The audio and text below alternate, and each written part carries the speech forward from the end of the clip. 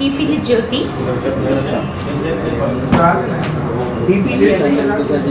చీపిల్లి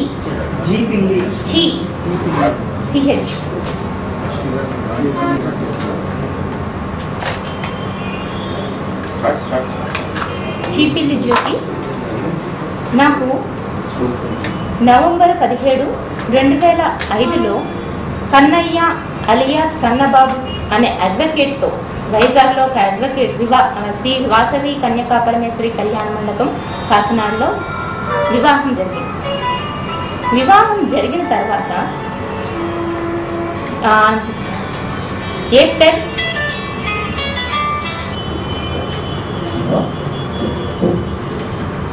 2007లో నుంచి నేను ఆయన నుండి దూరంగా ఉండటం జరుగుతుంది. ఆ సమయంలో 2007 ఏప్రిల్లో నేను విశాఖపట్నం కమిషనర్ గారికి ఆయన మీద ఒక కంప్లైంట్ చేయడం జరిగింది. కంప్లైంట్ చేసినప్పుడు మా వారు 2 టౌన్ పోలీస్ స్టేషన్లో, విశాఖపట్నం 2 టౌన్ పోలీస్ స్టేషన్లో మాకు ఒక పూచీకత్తు రాసిచ్చారు. అప్పుడు నేను 5 నెలల గర్భవతిని. ఆ టైంలో మా పెద్దవాళ్ళు ఆన పూచీకత్తు రాసి ఇచ్చిన తరువాత నన్ను డెలివరీకి తీసుకెళ్ళడం జరిగింది.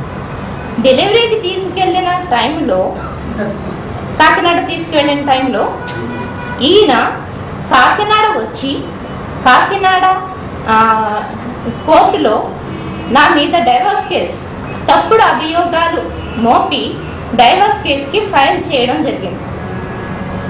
ఆ ఫైల్ చేసినప్పుడు ఈయన నేను డెలివరీకి కాకినాడ వెళ్ళిపోతే విశాఖపట్నంలో మేము ఎక్కడైతే కాపురం చేసామో, కలిసి ఉన్నామో ఆ అడ్రస్ని నా అడ్రస్గా ఇచ్చి ఆయన అడ్రస్ని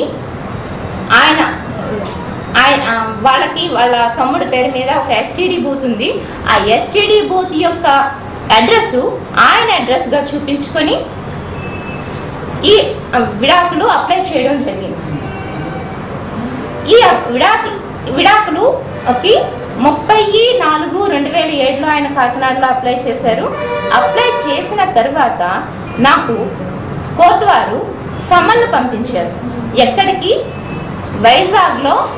అప్పటి వరకు మేము కలిసి ఉన్న ఒక apartment, Pragati apartments, flat number 402, Pragati apartments C block, flat number 402 near Manorama theatre. ఆ అడ్రస్లో అప్పటి వరకు మేము అక్కడే ఉన్నాము. ఆ అడ్రస్నే నా అడ్రస్గా చూపించారు. కానీ నేను మా పుట్టింట్లో ఉన్నాను. పుట్టింట్లో డెలివరీకి వెళ్ళాను. అక్కడ మరి ఎవరు చేశారో తెలియదు. నా సంతకాలు డిజిటల్ పోస్ట్లో వచ్చిన వాటిలో, కోర్టు పంపిన వకాలత్ మీద, రెండింటి మీద కూడా ఫోర్జరీ చేసి కోర్టుకి సమర్పించడం జరిగింది. మా వారు నా సైన్ ఫోర్జరీ చేయడం జరిగింది. కోర్టుని తప్పుగా పట్టించారు. కోర్టు నేను సమ్మన్ అందుకున్నానేమో అని అందుకొని మళ్ళీ కోర్టుకి అటెండ్ అవ్వలేదేమో అనుకొని అది కూడా రాంగ్ డైరెక్షన్లో మా వారు సెక్షన్ 11-12D ప్రకారం పిటిషన్ వేస్తే సెక్షన్లో నాకు ఈ